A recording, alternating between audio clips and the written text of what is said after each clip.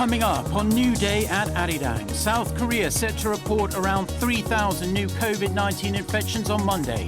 Meanwhile, from today, the government requiring vaccine passes for people visiting supermarkets and department stores. 5 countries, including the US, call a meeting Monday of the UN Security Council to discuss North Korea's launch last week of what it claims was a hypersonic missile. Plus, more than 150 people are dead and almost 6,000 arrested in Kazakhstan following violent riots in Central Asia's largest country. There are also a significant number of foreigners among the detainees. Hello and welcome to this Monday edition of New Day at Arirang. It's 8 a.m. on January 10th here in Seoul, South Korea. Thank you for joining us. I'm Kim Ho-gan. And I'm Mark Brim. Over the course of the next 60 minutes, we'll take a look at the big news stories of the day and get expert insights on the issues facing Korea and the world. We are going to start with the COVID-19 situation in South Korea. The country is expected to report around 3,000 new COVID-19 cases on this Monday, as it continues to see a downtrend in the number of new infections. Meanwhile, the current vaccine pass measures will be expanded to more venues beginning today. For more on this and other updates, we're joined by our Choi Min-jung here in the studio. Good morning, Min-jung. Good morning. So, like always, let's start with the local infections. What are we expecting today? Today we're expecting the daily tally to surpass the 3,000 mark. From midnight to 9 p.m. on Sunday, South Korea reported a little over 2,800 cases. This is down by around 170 cases from a week ago and more than 960 cases less than the week before that. The country has been seeing a decline in the number of cases since late December amid the country's booster shot drive. The average daily tally for the first week of 2022 was around 3,500. This is a drop of more than 1,000 cases compared to the week ending 2021, which saw an average of 4,600 cases a day. But authorities are still on high alert over increasing imported cases. On Sunday, the country saw 236 imported cases, the second highest ever reported since the onset of the pandemic. The latest data showed that 7 out of 10 COVID-19 carriers from overseas had the Omicron variant. Now, vaccine pass, this system that has been introduced by the South Korean government has been expanded from today. How is it different now to what it once was? Right. Vaccine passes will now be required for people to go to department stores as well as large supermarkets. The government has expanded vaccine pass mandates from venues like indoor sports facilities, nightlife entertainment venues, to public venues like restaurants, cafes, as well as places of learning. And pass requirements at department stores and large supermarkets is one of the latest moves to curb the spread of the virus. Now, to go to these facilities, people will be required to be fully vaccinated or test negative for COVID-19 within the past 48 hours. But there are exceptions for those aged under 18 as they are exempt from the mandate. And those who are employees of department stores or large supermarkets can work regardless of vaccination status. And people will also not need vaccine passes when shopping at small supermarkets and convenience stores. To give the new policy time to settle into place, there will be a grace period until the 16th. So speaking of the grace period for the new vaccine pass policy has ended also. And so those who have expired vaccine passes will be restricted from entering facilities, right? That's right, Mogan. Starting today, vaccine passes for people who have been fully vaccinated more than 6 months ago will no longer be valid. The government imposed a 6-month expiration date on vaccine passes on January 3rd. And like you just said, the 1-week grace period ended on Sunday. So starting today, those who received their final shot before July last year and haven't gotten booster shots yet will not be able to enter most facilities without a negative PCR test. Now, with this new policy, more than 340,000 people will not be able to use their passes. But with the extra shot, they will be able to extend the expiration date for another 6 months. Individuals who violate the pass mandates will be fined 100,000 won, which is around $83. And there has reportedly been a new strain of COVID-19 detected in Cyprus, a combination of Delta and Omicron, they say. Tell us what we know thus far, and do we know whether this has come into South Korea yet? Right, like you said, over the weekend, scientists in Cyprus reportedly identified a strain of COVID-19 that combines elements of both the Delta and Omicron variant, dubbed the Deltacron. And according to local sources, Deltacron cases were found in 25 samples. Analysis conducted by a biological sciences professor at the University of Cyprus showed that the new strain was more often found in patients who were hospitalized with COVID-19 than those who weren't hospitalized. The country's health minister said that the new variant is not a concern and said more details will come out this week. However, numerous scientists, including a WHO expert, says Deltacron is unlikely to exist and was probably a result of contaminated tests. And on the local front, authorities in South Korea confirmed that no cases of Deltacron have been confirmed in the country, but they vowed to keep a close watch on the situation. All right, Min-jung, thank you so much for your report as always. We'll talk to you again tomorrow. Thank you. Thank you very much. Now, President Moon Jae-in will convene his first meeting of the new year with his top aides in the coming hours. He's expected to review the country's response to the pandemic as well as the spread of the Omicron variant. During the year's first cabinet meeting presided over by President Moon held last week, he vowed to do his utmost to provide compensation and support for small business owners hit hard by the pandemic and to tackle the spread of Omicron. Now it's time for On Point, where we speak to experts to delve deeper into the biggest news stories in the spotlight right now. South Korea's new daily COVID-19 cases, as we've been reporting, continue to be on the general downtrend, while new cases were in the several thousand a day just a few weeks ago. We are now down to around 3,500 a day. The number of critically ill is down also. It was just over 800 on Sunday. That was well over 1,000 just a couple of weeks ago.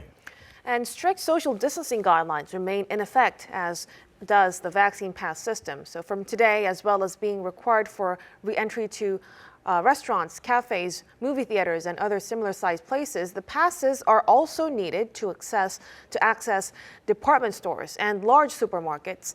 For more, we connect to Dr. Alice Tan, internist at Ms. Medi Women's Hospital in Seoul. Good morning, Dr. Tan. Good morning. Let's start with a downtrend in cases. It seems clear COVID-19 will never be completely eradicated, but given the drop in the number of cases, do you think we might finally be over the worst of it? Well, I certainly agree that we are over this current wave that we're in.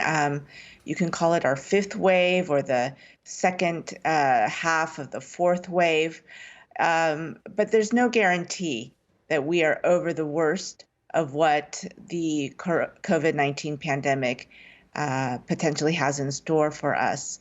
My biggest concern in the immediate front is the emergence and spread of the Omicron variant.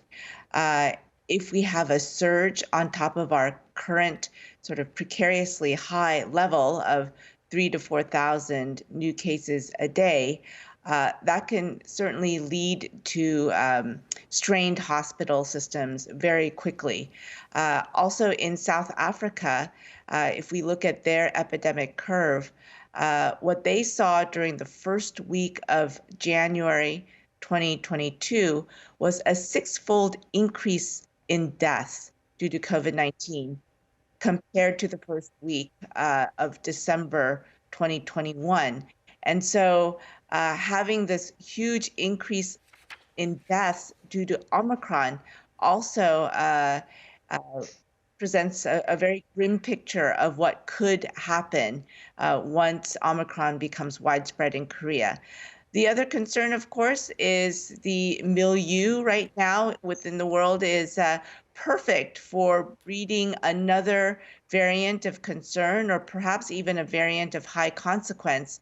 And that could really be a huge setback for us in terms of the pandemic. So as much as I would love for the pandemic to end quickly, I'm afraid that we still have a long ways to go before we see the true end of it. Now, Dr. Tan, South Korea's Prime Minister said last week that these antiviral COVID-19 treatment pills are due in the country in the coming days. I was just wondering, who do you think these, because they're going to be limited supplies, obviously, at the start, who should they be distributed to at the outset, and why? Are they more for Delta patients, or can they work also with Omicron patients as well? Well, the oral anti-COVID pills will likely be effective against both Delta and Omicron COVID.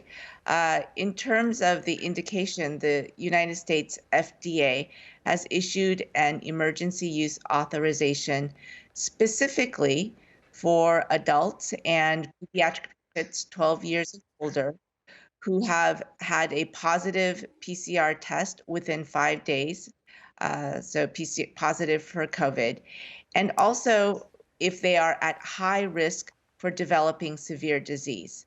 And this high risk category includes people aged 65 and older, and people with a pretty long list of chronic diseases, such as chronic lung disease, kidney disease, liver disease, cancer, people with immunocompromise, diabetes, tuberculosis, and there are some other diseases in this category. So I think these are the people for whom Paxlovid should be reserved.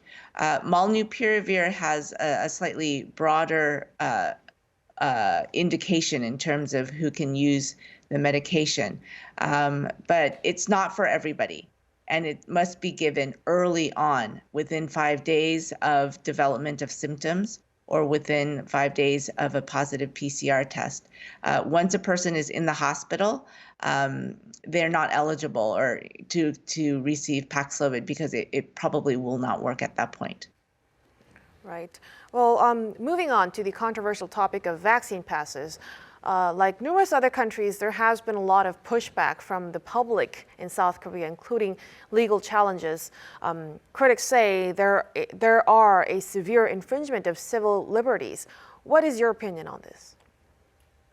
Well, the basic tenet of a civil liberty is that you can do, think, or say what you want as long as it does not harm other people. And I think it's that latter part that's so important here when it comes to COVID-19. COVID-19 has killed around 6,000 people in Korea alone, 5.5 million people around the world. Death is the ultimate harm.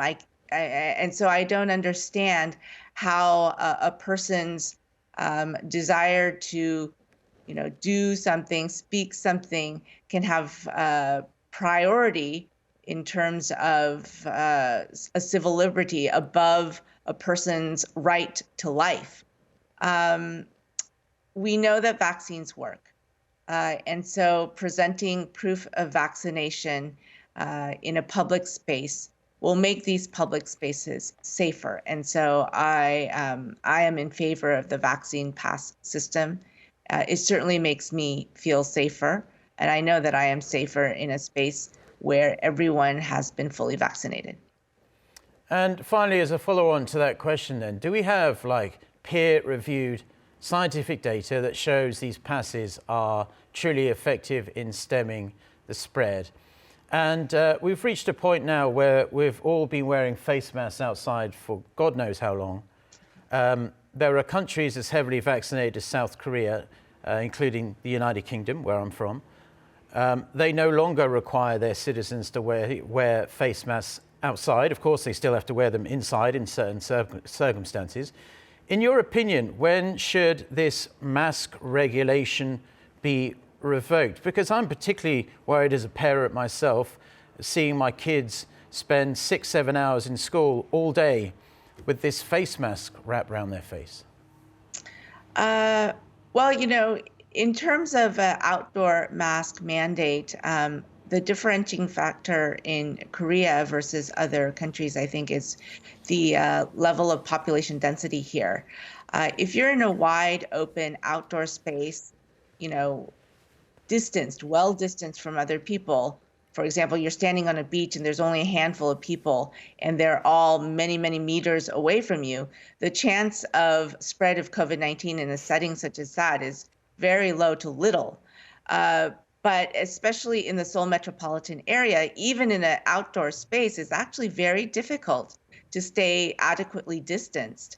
it's just way too crowded. And so I guess that's the reason why we're holding off on decreasing any stringency in our mitigation measures, including the wearing of masks outdoors. It's only been a week since the number of severely ill ICU cases dropped below 1,000. So I think it is going to be safer to wait a little bit on that. In terms of precedents of the vaccine pass and whether or not there's peer-reviewed information, unfortunately, this is a brand new system. It's never been used before.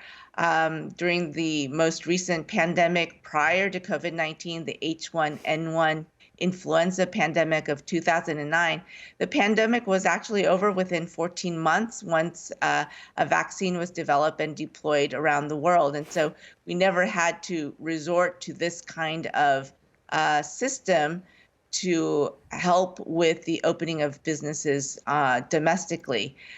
But we do know, for example, in schools, in public schools, and private schools also in the United States, if any child wants to attend school, they have to show proof of vaccination against a handful of common diseases.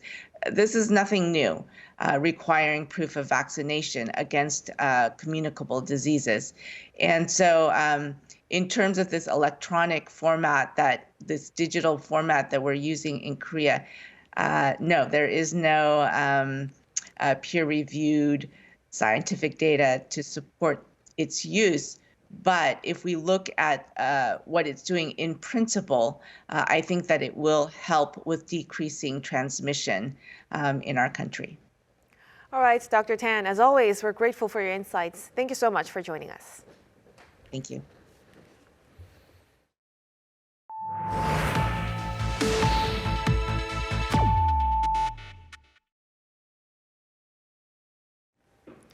The UN Security Council will meet behind closed doors Monday to discuss North Korea's recent hypersonic missile launch. According to Voice of America, the US, Albania, France, Ireland, and the UK requested the meeting. Norway, the current UN Security Council chair, last week voiced concern over the regime's continued development of weapons of mass destruction and reaffirmed its commitment to achieving complete, verifiable, and irreversible denuclearization of the Korean peninsula. Watchers don't expect a joint declaration to be issued after the meeting, but statements are likely to be issued before or afterwards. A period of relative calm appears to have returned to Kazakhstan's capital after the country was rocked by a week of upheaval and violent anti-government protests that led to the arrest of thousands of people. Scores of people were killed as well. Kim Hyo-sun with more. Kazakhstan authorities say violent riots have stabilized in all regions of the country following the deadliest outbreak of violence in 3 decades of independence. They explained law enforcement agencies has seized back control of administrative buildings, with vital services being restored. The news comes as media outlets reported that nearly 6,000 people have been arrested and over 160 people killed. Fuel price rises sparked the unrest a week ago in the western provincial areas of the energy-rich country. They quickly spread to other large cities, with riots erupting and police opening fire on protesters. The country's interior ministry said the unrest caused around $200 million of property damage. It added over 100 businesses and banks were attacked and looted, and over 400 vehicles destroyed. Supermarkets were also reopening on Sunday amid fears of food shortages.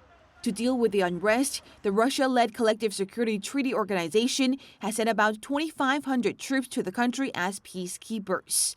In addition, Russian President Vladimir Putin said he will remain in constant contact with his Kazakh counterpart and hold an emergency video conference on the matter. Kim Hyo-sun, Arirang News. The highly anticipated talks between the US and Russia on European security and Moscow's military buildup near Ukraine kicked off Sunday with a working dinner in Geneva. ABC News reports that Russian Deputy Foreign Minister Sergei Ryabkov, along with other Russian officials, arrived on Sunday evening for a meeting at the residence of the American ambassador to the Conference on Disarmament. According to Russian news agency TASS, the meeting led by Ryabkov and his U.S. counterpart, Deputy Secretary of State Wendy Sherman, will take place over 2 days on Sunday and Monday.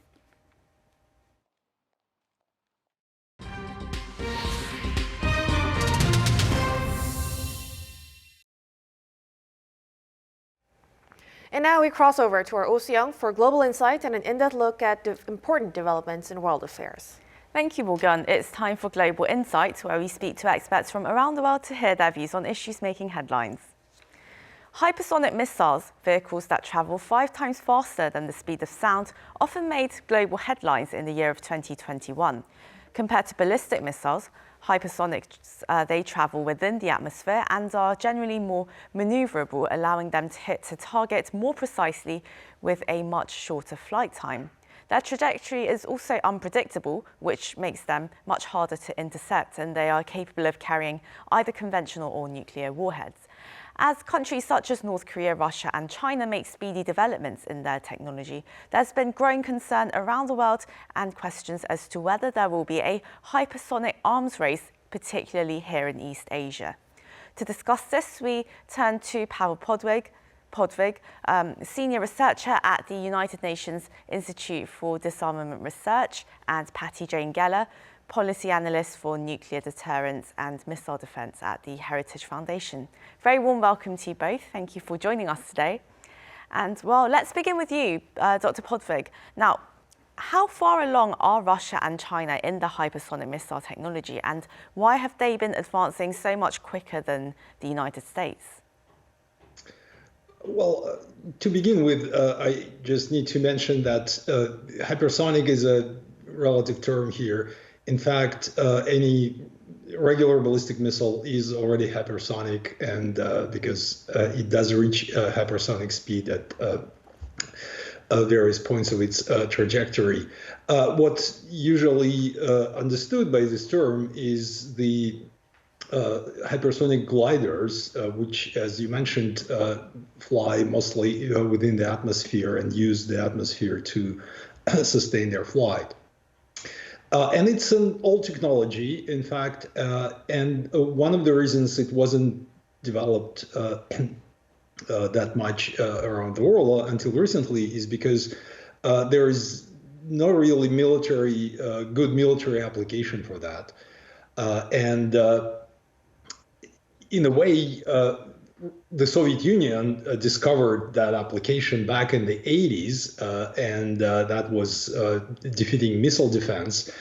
And in fact, the program that today is the system that is deployed in Russia is in fact the system that goes all the way back to the 80s. It's more than 35 years old now. So in a way, Russia is ahead because it's started early.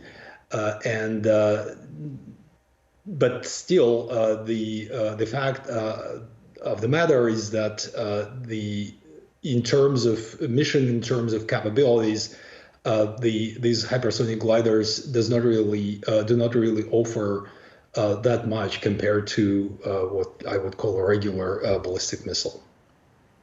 And Dr. Geller, well, what's been worrying many observers around the world is China. Well, China's pursuit of hypersonics and military modernization plans has been alarming observers and countries here in East Asia as well. And well, what does China's change of nuclear posture indicate about its intentions or ambitions? Nuclear buildup and its pursuit of hypersonic weapons confirms what we already know about Beijing's aggressive ambitions to gain a military advantage over the U.S. and achieve global parity, if not superiority, with the United States.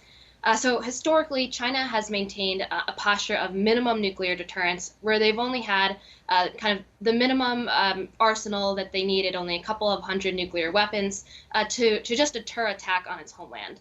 But now we're seeing a very rapid expansion of China's nuclear forces. Just in the last year, analysts discovered that China could be building up to 360 new missile silos. They tested a hypersonic weapon that could be armed with a nuclear bomb that can orbit the globe before traveling to its target. And a recent Department of Defense military report on China concluded that China is on track to become a nuclear peer with the United States and Russia by the end of the decade.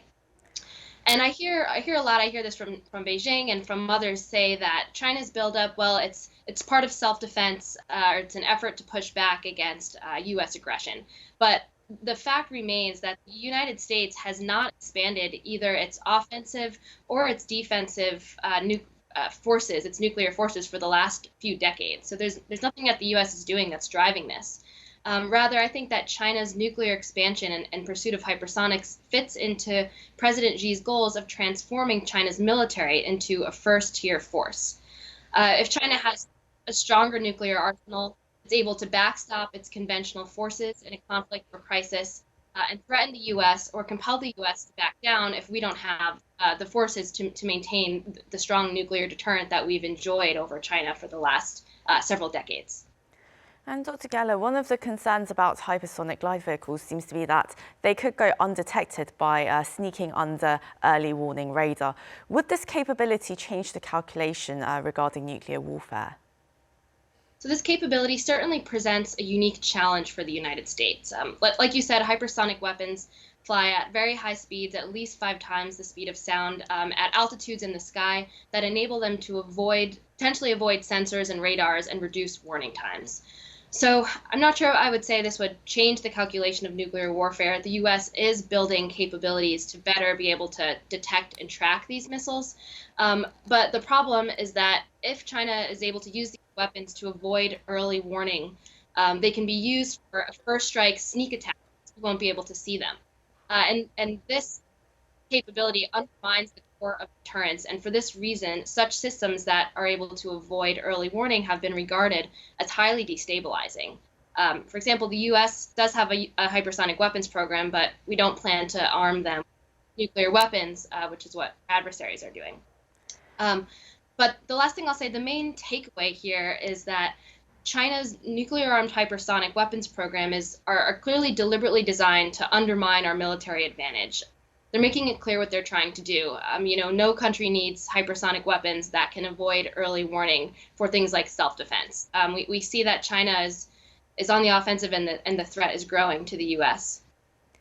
And Dr. Podvig, well, you've said that hypersonic missiles, they're nothing new, but you have warned of strategic miscalculations, though. How worried should we be about such prospects? How worried should we be about an escalating arms race of hypersonic missiles?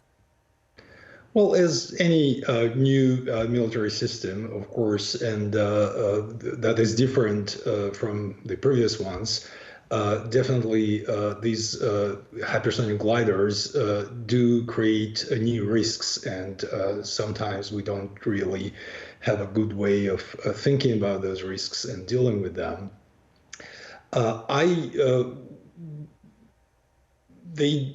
These gliders are indeed a bit more difficult to detect, and they do give you less warning time. However, I would definitely not overestimate that factor. They are perfectly detectable, and in terms of warning time, again, regular ballistic missiles are already bad enough, and in that sense, the speed or the low-flying trajectory of those hypersonic gliders does not really present any kind of revolutionary change, and it doesn't really give any state, whether it's China or the United States or Russia, the kind of a first strike capability. That capability requires much more than just several gliders that can fly trajectories that are not quite conventional. And Dr. Podvig, well, North Korea fired a missile last week and it claimed that it was a hypersonic one. And now the South Korean military disputes this and suggests that it was just an ordinary ballistic missile that could have been intercepted.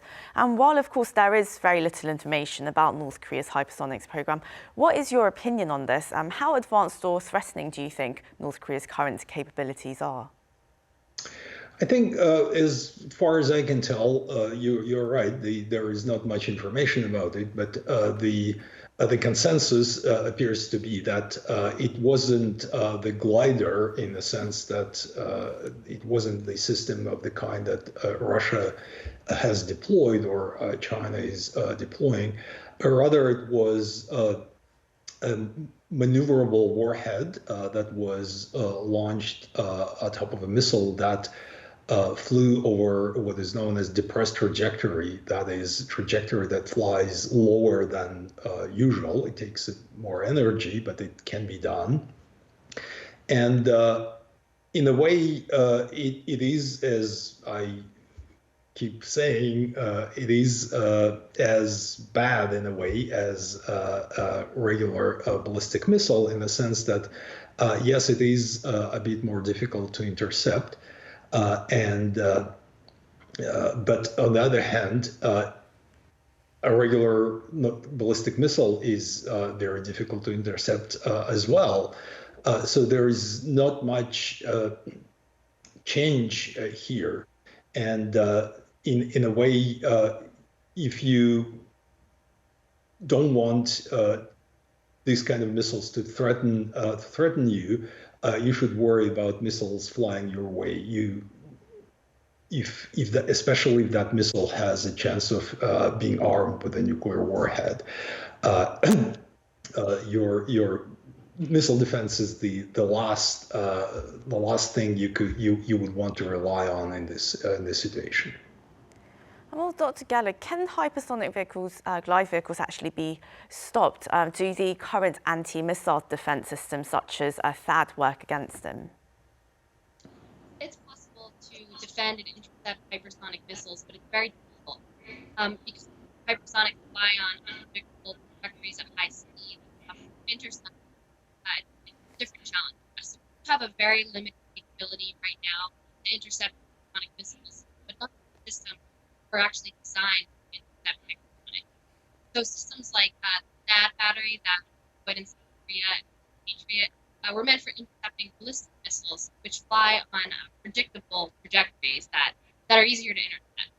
And there are two reasons why it's so challenging to intercept hypersonic. The first is that they're very hard to see. We talked about how they can avoid early warning radar. And aside from that, they're also able to maneuver during their flight paths. So even if we can see hypersonic missiles, they're often difficult to keep track of because they can make a turn during their flight. And the second reason it's challenging is that it's simply hard technologically to design an interceptor that can work against such a fast-flying missile that's cruising through the atmosphere. The U.S. does have a research and development program underway for hypersonic missile interceptors, but we're still a while away from actually fielding those systems. We do have programs underway currently to improve our ability to detect and track our hypersonic missiles, which will certainly be the top priority, and at least for now, and as a prerequisite to eventually being able to have an improved interceptor capability.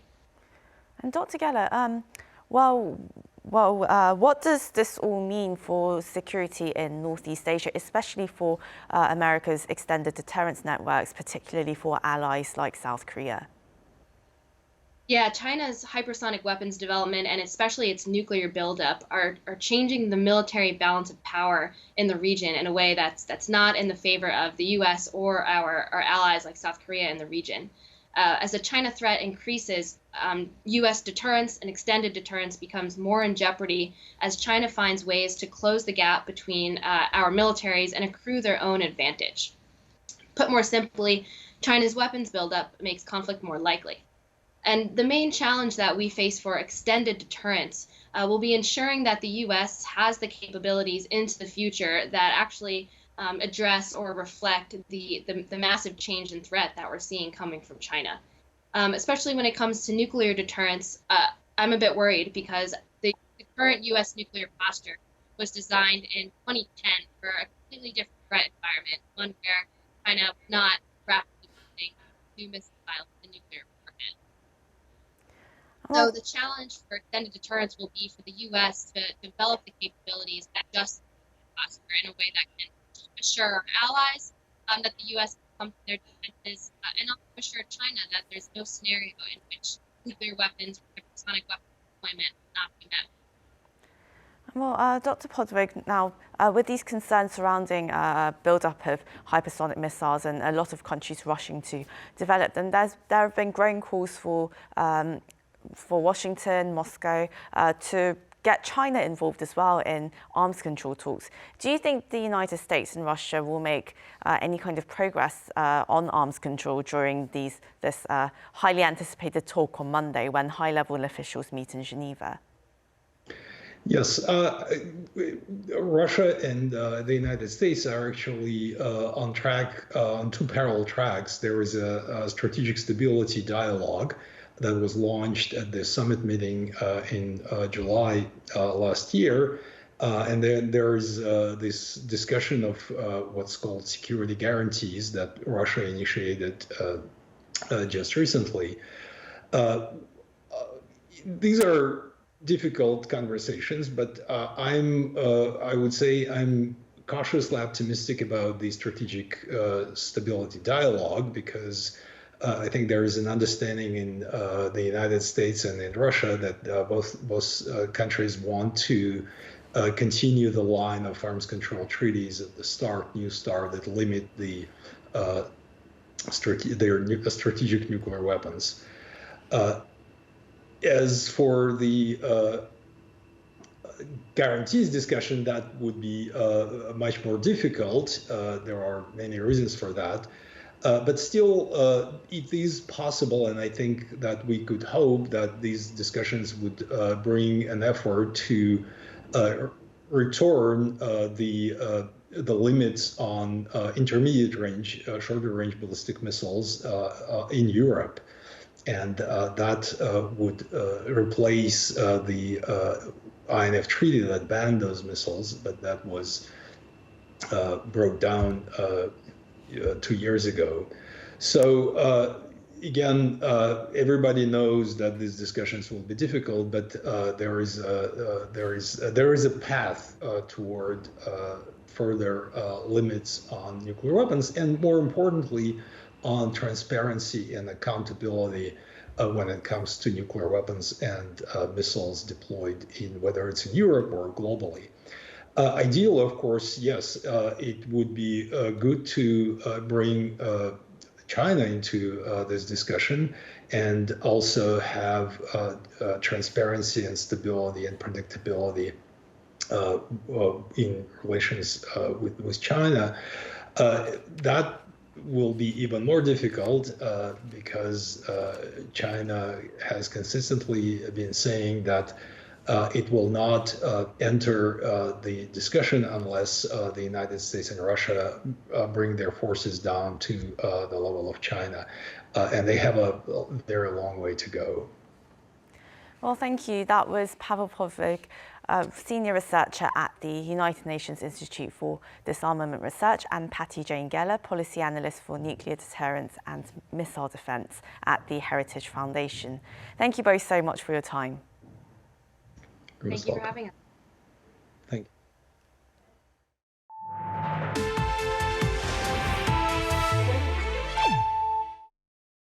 Continuing on with the news, in Australia, big story blowing up down under. 9-time Australian Open winner Novak Djokovic is going to fight his deportation from Australia at a court hearing on Monday, days after he was put into quarantine at a hotel in Melbourne. On Sunday, the Australian government said it had not given the world #1 an assurance that a medical exemption would be given without a COVID-19 vaccination. However, Djokovic's legal team says he met the necessary requirements to enter the country, including an assessment from the Department of Home Affairs. The case will be heard by the Federal Circuit and Family Court. Now, the pandemic has really dealt a hammer blow to the performing arts sector, but this year we'll see the return to Korea of a number of the world's best classical musicians, conductors and dancers. Our Kim Bok-young with this report. As if to quench the audience's thirst with mesmerizing performances, big-name orchestras and world-class Korean artists currently based overseas are visiting South Korea this year.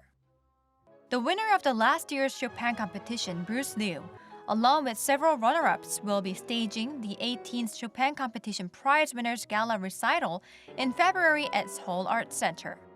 The last gala recital was held in 2016 with pianist Cho Sung-jin, the winner of the 17th edition. Liu previously held the concert with the Seoul Philharmonic Orchestra in Seoul last November, as part of a world tour as the winner of the competition, and as experts say his playing style is quite simple compared to other pianists, fans of classical music might want to check out how different his playing is. This year is quite a big year for classical music lovers because several prestigious, globally recognized orchestras are coming to Seoul. For the first time ever, the Metropolitan Opera Orchestra, led by young music director Yannick Nézet-Séguin, will perform with the Met Opera's renowned singers, including mezzo-soprano Joyce De Donato. In October, the London Symphony Orchestra, led by Simon Rattle, will have its first performance in Seoul in 4 years. And it will be one of the last chances to see Rattle in front of the LSO, as he will be heading to Munich next year as the chief conductor of the Bavarian Radio Symphony Orchestra next year. The show could be even more intriguing as pianist Cho Sung-jin is going to collaborate too. In ballet, the first Korean étoile, meaning star of the Paris Opera Ballet, ballerina Park Se-eun is going to perform for the first time in Korea with her étoile and premier colleagues at Lotte Concert Hall in July under the show titled 2022 Étoile Gala. And the international tour of the musical Lion King is to reach Seoul in January before heading to Busan in April. 김보경, 아리랑 뉴스.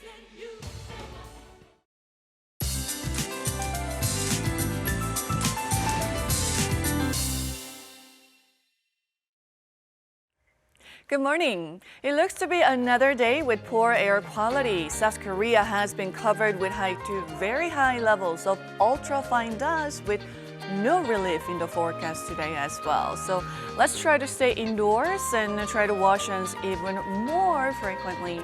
But we can expect relief along with much colder air that looks to move in tomorrow. In fact, it looks to be a very cold week with afternoon highs to stay below freezing.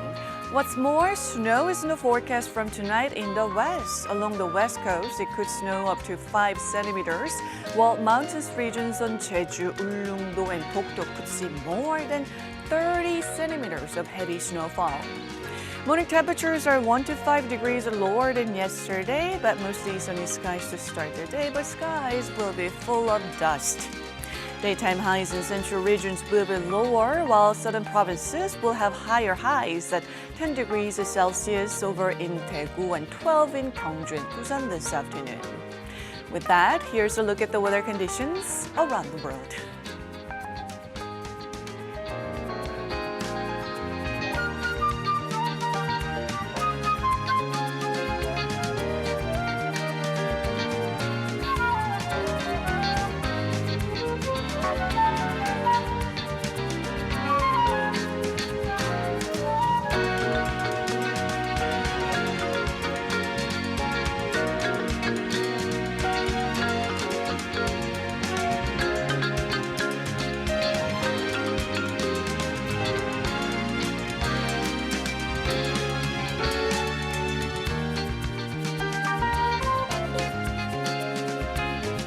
And that's all we have for now. We'll be back at 8 a.m. Korea time on Tuesday for our next edition of New Day at Arirang. I'm Kim Mo-gyan.